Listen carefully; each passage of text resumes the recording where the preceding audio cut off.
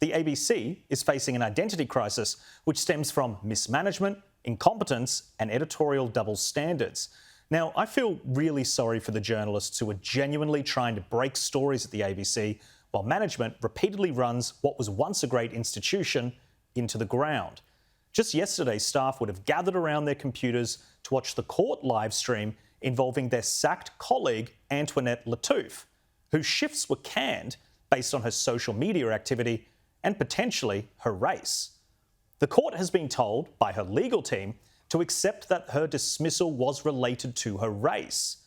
They argued that white presenters, such as Laura Tingle, who was directly named in court, repeatedly share biased content on social media and face no proportional punishment. And they have a pretty good point. The ABC has spent more than $1.1 million arrogantly fighting Lattouf in court. She would have settled for $85 grand early on, plus a public apology and reinstatement as a fill-in presenter. They have nothing but contempt for your money. And these executives running the joint are not the kind of progressive people that they pretend to be. It is no wonder that staff are disgusted at their own company's handling of the case. And we tend to agree. Lattouf never should have been hired, but once she was on the books, she should have been on a level playing field to the white presenters at the ABC, the ones who are aggressively protected, sometimes beyond all reason. I am talking about people like Four Corners star Louise Milligan, who wasn't sacked after defaming a politician with a falsehood on social media. Now that cost you $400,000, no punishment though, and they continue to praise and promote her at every opportunity. This clear double standard aside, earlier in the week, the ABC had the opportunity to address staff and Australians paying for this mess, assuring them that they didn't racially target a woman based on her opinions or race, but instead this happened. So I just wanted to firstly ask you about the Lattouf litigation. Could you provide the committee with an update on that dispute, which is obviously garnering a lot of headlines at the moment? Yes, Senator. So the case is still before the courts. We have closing submissions Thursday and Friday of this week. So can you please provide the committee with an update on this litigation? Senator, that is the update I'm able to provide at this point in time. The case is still before the courts. But do you know what the ABC did have time for? Instead of being transparent about these issues and providing the Senate with a substantive update, they turned on their critics. I can confirm that News Limited do have a strange obsession with sort of taking scrutiny beyond scrutiny and sort of regularly agitating against the work of our journalists. We're flattered with their interest, but despite their very small readership, we do engage and respond to a lot of their queries quite regularly. And we do defend the work of our journalists almost every week. There's multiple queries a week. Having said that, as a public broadcaster, we must be subjected to scrutiny, and we must have a culture of accepting scrutiny and self-reflect where we get things wrong. That was the ABC's powerful news boss, Justin Stevens, who was responding to a question from Green Senator Sarah Hanson-Young about standing up to News Corp. Now, Justin wants to define what acceptable scrutiny is, while also having childish digs at audiences being small, which is very ironic considering the massive audience issues the ABC faces. But all of that aside, this is not how scrutiny works. We are journalists and we ask all sorts of questions to all sorts of statutory bodies every single day. The ABC isn't special. It gets probed exactly how we might probe any government department or statutory body which has clear issues. And his journos do the exact same thing. And Justin Stevens does not get to dictate what level of scrutiny is appropriate. That's the whole point. You decide because you pay for it. The ABC costs you $1.2 billion a year, which means for the 13.6 million taxpayers in this country, on average, you pay $86 a year. And in many cases, that's against your will, and that's for the ABC to spend your money artificially inflating audience figures with cheap and asinine TikToks. People like Justin Stevens, who is paid $556 $1,000 every year are shockingly reckless with your money. And his contempt for transparency is a contempt towards every Aussie paying his salary. The ABC spent $3.4 million in legal fees last financial year.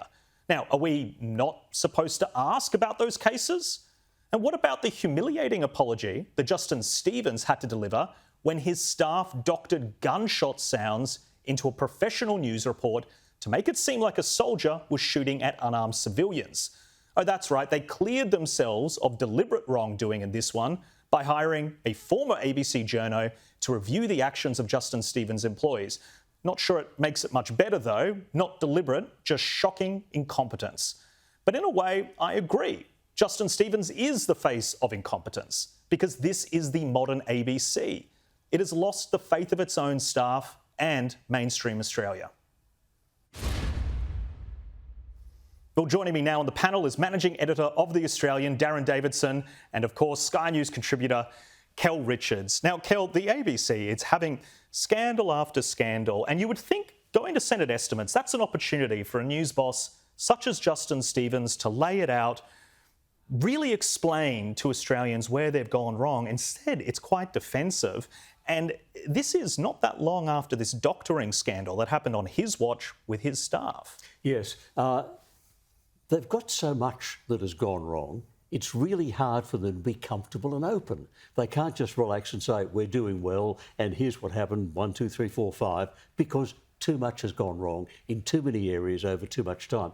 I mean, the business of putting in 5 extra gunshots, for example, into that report about what happened in Afghanistan.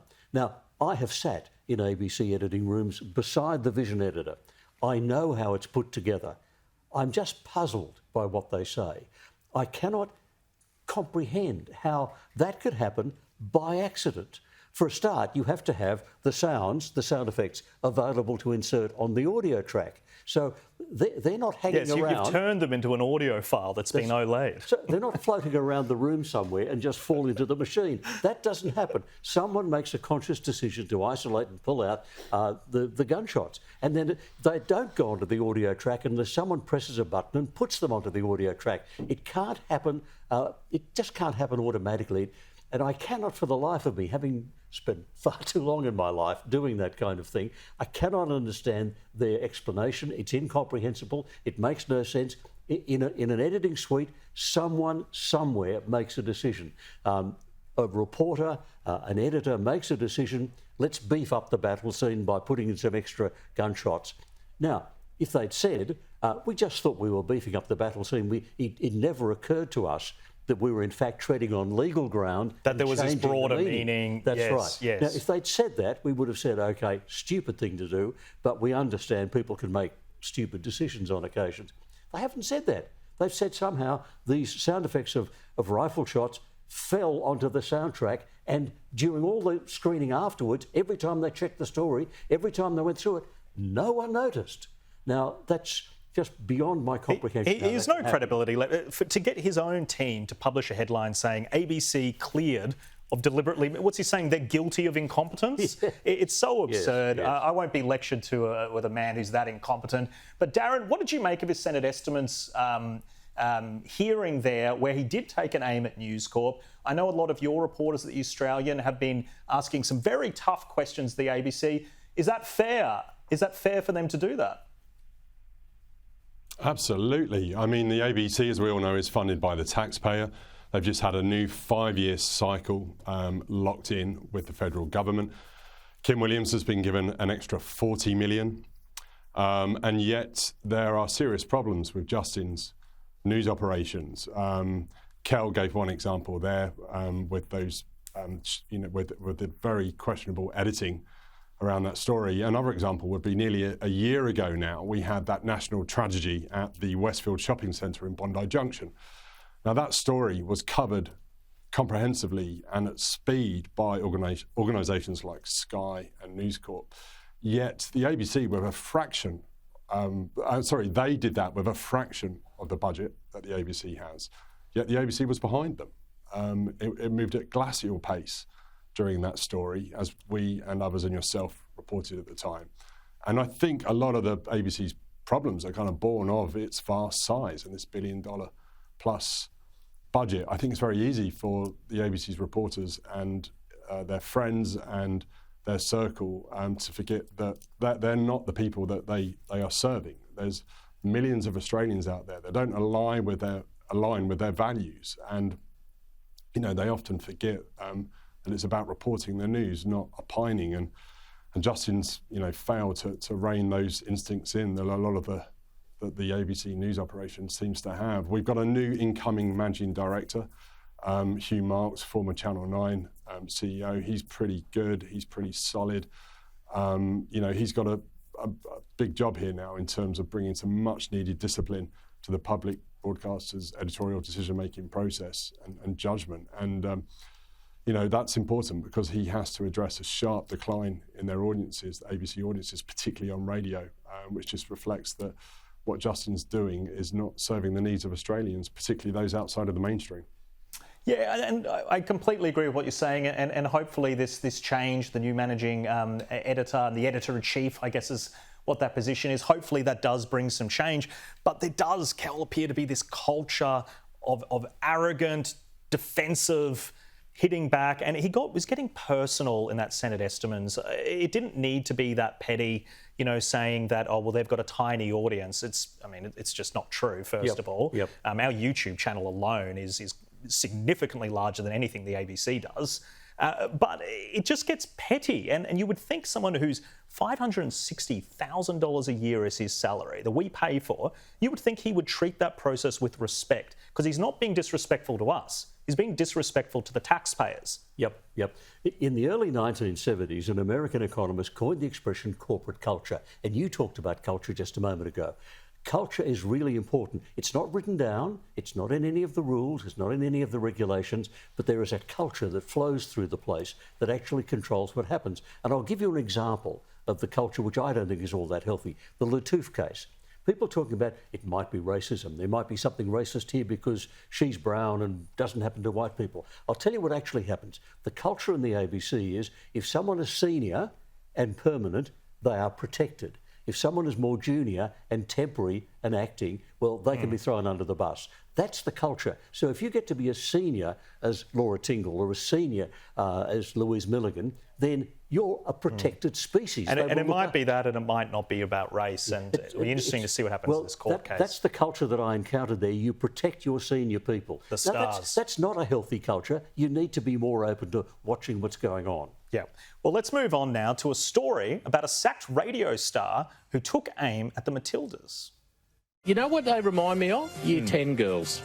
Now, I'm sorry to undermine the whole sport, but that's what I think of it, so you can stick it up your arse. I'd rather hammer a nail through the head of my watch that. Got any men's sport? Now, he rightfully got a lot of flack for those comments, which I think were bizarre, considering how much Australia rallied behind this team during the World Cup. But soon after, another clip surfaced, and this one was actually quite disgusting.